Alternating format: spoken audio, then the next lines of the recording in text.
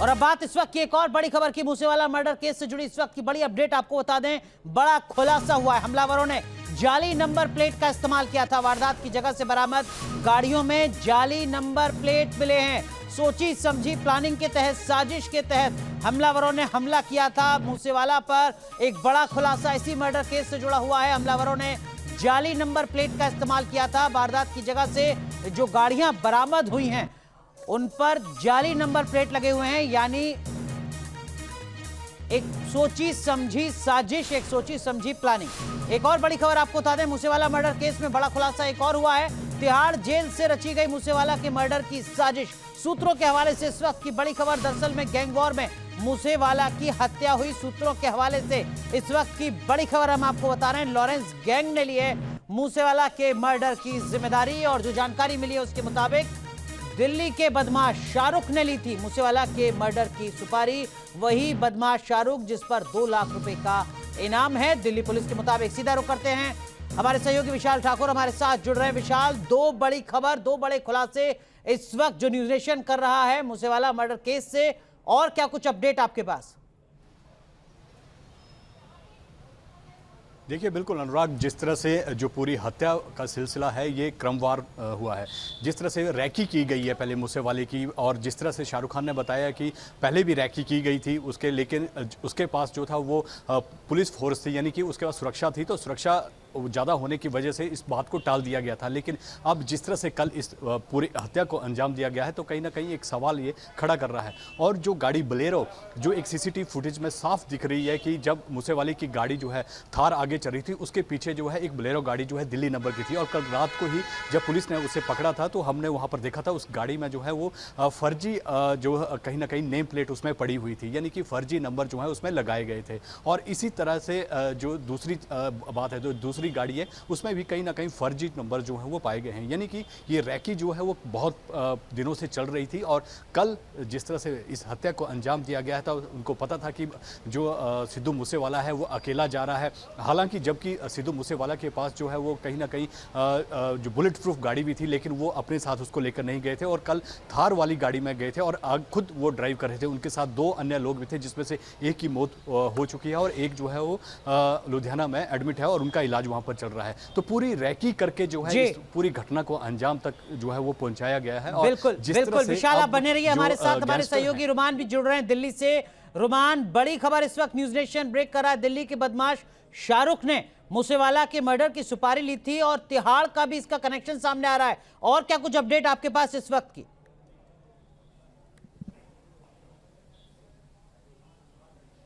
देखिए बिल्कुल, अभी तक जो सूत्र बता रहे हैं उसके मुताबिक इस पूरे हत्याकांड की साजिश का ताना बाना तिहाड़ जेल के अंदर से ही रचा गया था, जहां लॉरेंस बिश्नोई गिरफ्तार है। और कुछ हफ्तों पहले शाहरुख, जो कि लॉरेंस बिश्नोई गैंग का एक एक्टिव मेंबर था, जिसको स्पेशल सेल की तरफ से कहा गया था कि लास्ट मेंबर है, 2 लाख रुपए का इनामी बदमाश था, इसको गिरफ्तार किया गया था।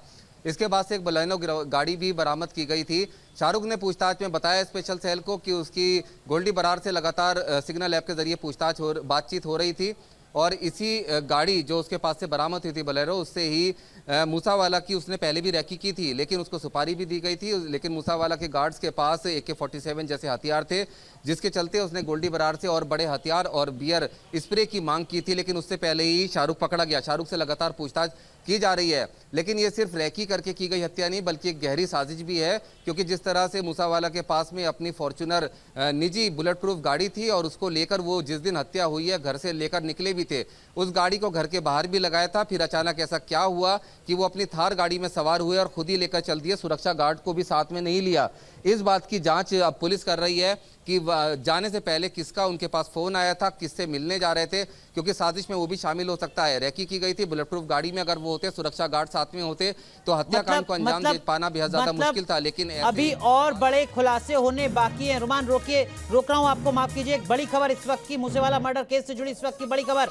मर्डर वाली जगह पर फॉरेंसिक टीम पहुंच चुकी है। मूसेवाला की कार की जांच की जा रही है। फॉरेंसिक टीम कार पर 30 से ज्यादा जो गोलियों के निशान हैं उनकी जांच करेगी। मूसेवाला की गाड़ी की जांच अब शुरू हो चुकी है। फॉरेंसिक टीम मौके पर पहुंच चुकी है।